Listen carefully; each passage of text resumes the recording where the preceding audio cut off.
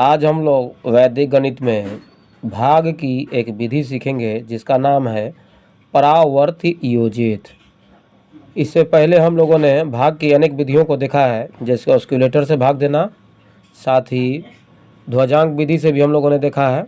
आज हम लोग एक नई विधि को सीखते हैं जिसका नाम है परावर्त योजित। परावर्त का मतलब जो होता है वो ट्रांसपोज होता है और योजित माने होता है ऐड करना। दैट मीन्स कि जो हमारा डिवीजर होता है उसको हम लोग चेंज करते हैं और आगे का जो प्रोसेस बढ़ाते हैं उसमें हम लोग ऐड करते जाते हैं। तो इसको बहुत ही सावधानी से हम लोग देखेंगे। इसके लिए हम लोगों ने 4 क्वेश्चन सेलेक्ट किया है। जैसे यहाँ पहला हम लोगों ने देख रहे हैं कि 1351 1351 जो है उसको हम लोग 112 से डिवाइड करेंगे तो क्या क्वेश्चन आएगा और क्या रिमाइंडर आएगा। इसी प्रकार 1764 को 123 से डिवाइड करेंगे तब क्या क्वेश्चन और रिमाइंडर आएगा। 1535 को अगर 105 से डिवाइड करेंगे तो क्या क्वेश्चन और रिमाइंडर आएगा। और 1764 को 128 से डिवाइड करेंगे तो क्या रिमाइंडर या क्वेश्चन आएगा। तो सबसे पहले हम लोग इसको देख रहे हैं 1351 को 112 से डिवाइड कर रहे हैं तो क्या हो रहा है। तो इसके लिए हम लोग इसको 3 बॉक्स बनाते हैं, जैसे एक बॉक्स और ये 2 बॉक्स और तीसरा बॉक्स अपने आप बन गया।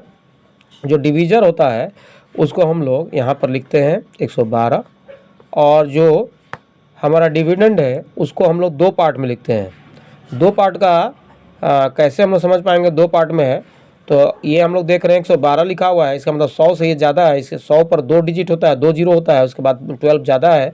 इसका मतलब जो 13 से 51 है ये 2 भागों में बांट देंगे हम लोग, 13 और 51। ये जो 51 है ये 100 के चलते ही, चूँकि यहाँ पर 2 जीरो था तो इसके चलते यहाँ पर 2 अंक इधर इस बॉक्स से इधर आ जाएगा। अगर यहाँ पर 10 रहता तो सिर्फ हम 13 से 51 में 135 लिखते और 1 यहाँ लिखते, बट अभी तो ऐसा है। अब हम लोग का अगला जो स्टेप होता है वो ये एक जो 100 से ज़्यादा जाता है, जो विचलन होता है उसको हम लोग नेगेटिव में चेंज करते हैं। चूँकि 100 से ज़्यादा जा रहा है तो 1 का नेगेटिव जब हम लिखेंगे तो वैदिक गणित का रूल के हिसाब से ये 1 के ऊपर बार दे दिया, दैट मीन्स कि 1 का ही हम लोगों ने नेगेटिव लिखा और 2 को भी नेगेटिव लिखा। जैसा कि रूल्स नियम ही बता रहा है, परावर्त मतलब ट्रांसपोज मैंने चेंज करना। तो इस प्रकार से हम लोगों ने चेंज किया। अगला स्टेप में हम लोग क्या करते हैं, जो डिविजेंट का पहला डिजिट होता है उसको एज इट इज़ उतारते हैं। तो जैसे ये 1 था तो 1 हम लोगों ने उतारा। इसके बाद का जो स्टेप है उसमें हम लोग क्या करेंगे कि 1 को इस 1 से मल्टीप्लाई करेंगे। चूँकि 1 ये प्लस है और 1 एक माइनस है तो प्लस माइनस माइनस होता है। तो हम लोग जो अगला नेक्स्ट डिजिट 3 है इसके जस्ट नीचे हम लोग ये 1 का माइनस लिखेंगे। माइनस इसलिए कि 1 प्लस था और ये 1 माइनस था, तो प्लस माइनस मिल करके -1 कर दिया। अब अगला स्टेप में हम लोग को 1 मिनट और है। 1 और 2 को जब मल्टीप्लाई करेंगे तो ये 5 के जस्ट नीचे आएगा और ये हो गया। ये हम लोग तब तक ये प्रोसेस ले जाएंगे जब तक हमारा लास्ट डिजिट पहुंच नहीं जाए, और जैसे ही लास्ट डिजिट पहुंच जाएगा तो हम लोग का काम हो जाएगा।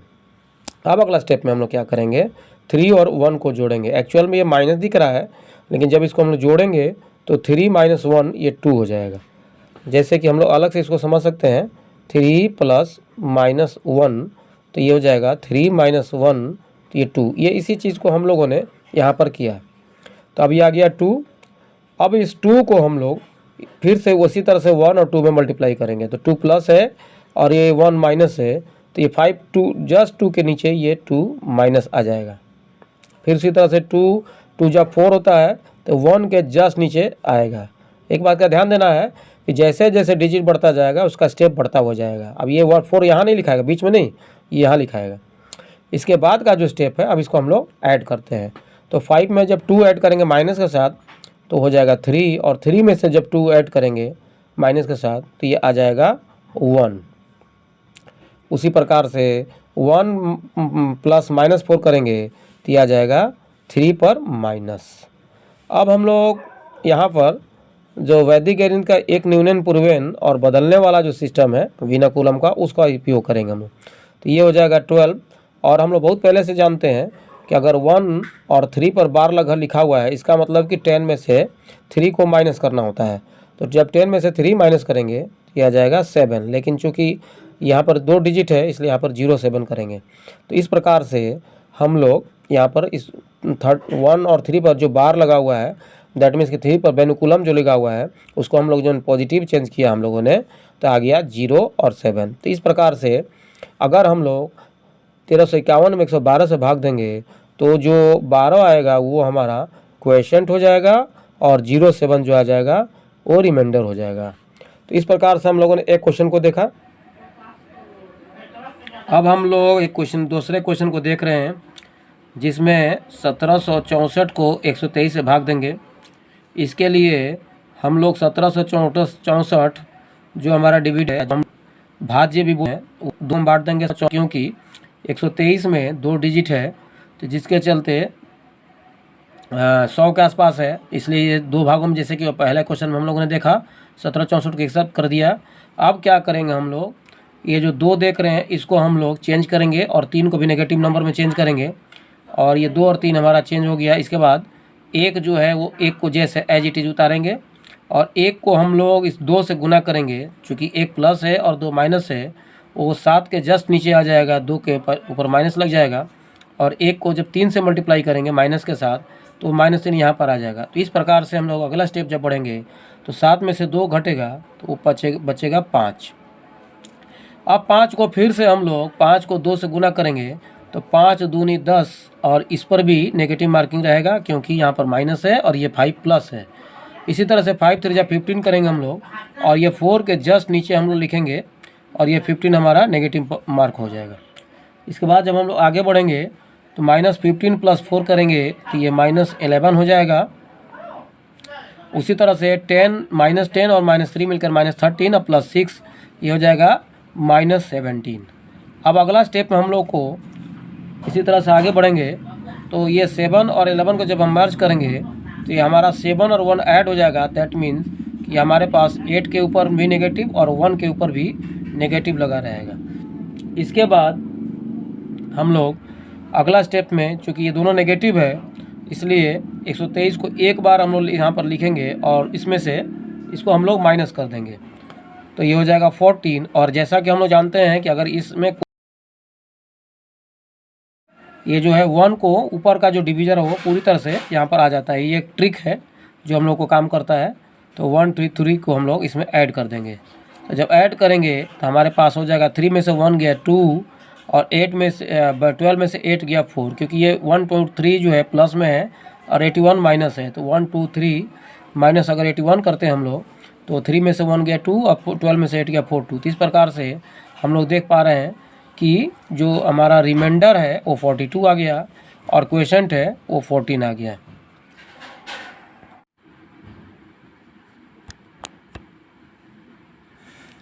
अब हम लोग एक क्वेश्चन देख रहे हैं 1535 को 105 से डिवाइड करेंगे तो क्या होगा। तो इसके लिए हम लोग पहले जैसा ही करेंगे।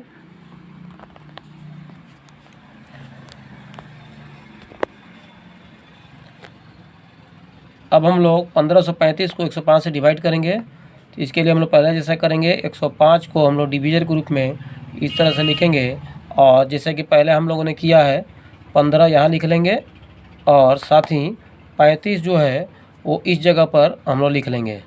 जो तीसरा बॉक्स है ये वाला, यहाँ से रिमाइंडर मिलेगा, ये वाला से क्वोशेंट मिलेगा। अब जैसा कि हम लोग ट्रांसपोज मेथड का इस्तेमाल कर रहे हैं तो 0 को हम लोग तो चेंज कर नहीं सकते हैं तो 0 ही लिखेंगे, लेकिन 5 के ऊपर में नेगेटिव मार्किंग लगाएंगे और साथ में यहाँ से इस तरह से आगे बढ़ाते हुए चले जाएंगे। 1 जो है हमारा वो एज इट इज़ 1 ही उतरेगा और 1 को जब 0 से मल्टीप्लाई करेंगे तो ये 0 यहाँ पर आ जाएगा और 1 को जब 5 से मल्टीप्लाई करेंगे तो ये 5 यहाँ पर आ जाएगा। ध्यान देंगे कि यह माइनस साइन है और ये प्लस है तो प्लस माइनस ये माइनस ही होता है। जब तक हम लोग इस डिजिट तक नहीं पहुँचेंगे तब तक इस प्रक्रिया को चलते रहेंगे। 5 में 0 जब जोड़ेंगे तो ये हो जाएगा 5 और 5 को जब 0 से मल्टीप्लाई करेंगे तो ये हो जाएगा 0 और 5 5 जो होता है 25 पर माइनस का साइन लगेगा क्योंकि 5 प्लस है और ये 5 माइनस है, दोनों मल्टीप्लाई करने पर -25 हो जाएगा। अब -25 में 5 से जब हम लोग घटाएंगे तो -20 हो जाएगा और इधर जब घटाएंगे तो ये हो जाएगा 2 के ऊपर माइनस। क्यों? क्योंकि 5 के ऊपर माइनस है और ये 3 है। अगला स्टेप हम लोग जब आगे बढ़ेंगे तो हमारे पास ये आएगा 15 और ये 2 और 2 मिल करके ये 4 हो जाएगा और यहाँ पर 0 हो जाएगा। इसके बाद हम लोग इसको चूँकि ये नेगेटिव मार्किंग आ चुका है -40, इसलिए हम लोग एक बार और इसमें ले जाएंगे और 105 को उसमें जोड़ने का प्रयास करेंगे और देखेंगे कि क्या हो रहा है। तो 15 में से 1 जब चला जाएगा तो आ जाएगा 14 और यहाँ पर 105 हमारा ऐड हो जाएगा।